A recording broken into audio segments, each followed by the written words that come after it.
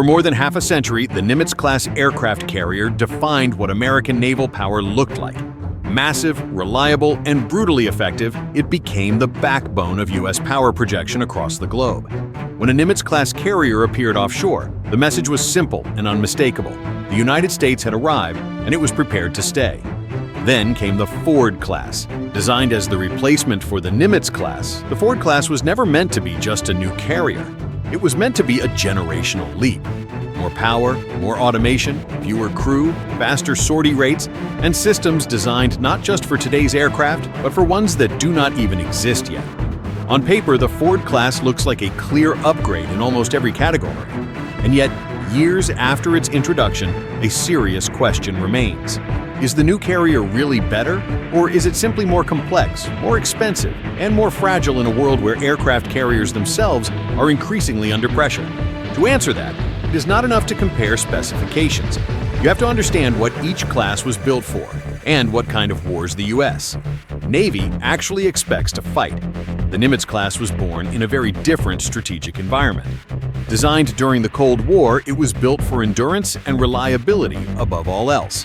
Nuclear propulsion gave it essentially unlimited range, allowing it to operate globally without reliance on vulnerable fuel supply chains. Its design emphasized redundancy, proven technology, and the ability to sustain high-tempo operations for long periods. In many ways, the Nimitz-class was conservative by design. It did not try to reinvent naval aviation. Instead, it refined it. Steam catapults were well understood. Arresting gear was mature. Crew requirements were high but manageable in an era where manpower costs were less politically sensitive. Most importantly, the Nimitz-class worked. It worked in real-world operations, real conflicts, and real crises. That reliability became its greatest strength. The Ford-class was built with a very different philosophy.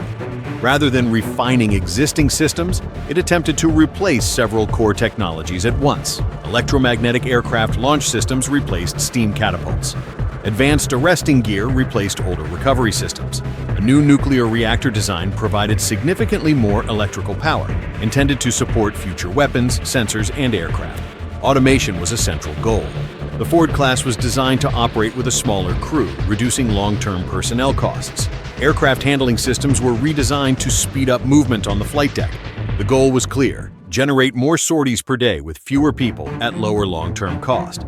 On paper, this makes the Ford-class objectively superior. But naval warfare is not fought on paper. One of the biggest differences between the two classes is technological risk. The Nimitz-class relied on systems that were already mature when they were installed. Problems still occurred, but they were usually manageable, predictable, and fixable at sea. Over decades of service, crews learned how to keep Nimitz-class carriers running even under extreme conditions. The Ford-class introduced multiple new systems simultaneously. Each one was designed to improve performance, but each also introduced new failure modes. Early in its service life, the Ford-class struggled with reliability issues, especially with aircraft launch and recovery systems. These problems were not catastrophic, but they mattered. A carrier that cannot reliably launch and recover aircraft cannot fulfill its primary mission. This led to an uncomfortable reality.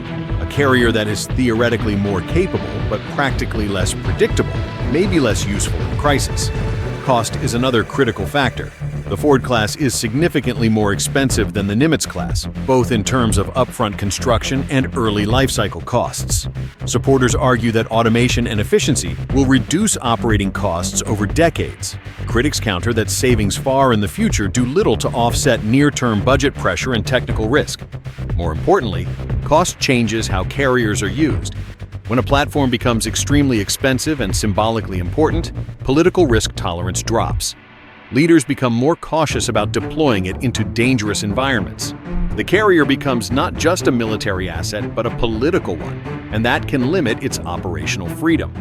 In this sense, the Ford-class may represent not just an upgrade, but a shift in how carriers are perceived. Losing or severely damaging a Ford-class carrier would be a strategic shock of enormous magnitude. That reality shapes decision-making long before any conflict begins. Survivability is another area where expectations and reality diverge. Both the Nimitz and Ford classes rely on layered defenses, escorts, and integrated air and missile defense. Neither was ever meant to operate alone. However, modern threats have changed the equation. Long-range missiles, persistent surveillance, and undersea threats mean that carriers must assume they are being watched and targeted long before they reach a conflict zone. The Ford-class does not fundamentally change this vulnerability. It does not make the carrier harder to find. It does not make it immune to modern weapons. What it does offer is more internal power generation, which could support future defensive systems. But those systems largely remain theoretical. Meanwhile, the Nimitz-class benefits from something less tangible but deeply important: institutional familiarity. Decades of experience have created an ecosystem of training, maintenance, doctrine, and operational habits optimized around it. Crews know its limits. Commanders know how to use it effectively. That kind of confidence cannot be manufactured quickly. This leads to a paradox. The older carrier may, in some scenarios, be more trusted than the newer one. Another key difference lies in adaptability. The Ford-class was designed with future systems in mind, including unmanned aircraft, directed energy weapons, and advanced sensors. In theory, it is far better positioned to evolve over the next 50 years. The Nimitz-class, while still adaptable, faces physical and electrical limits that cannot be fully overcome.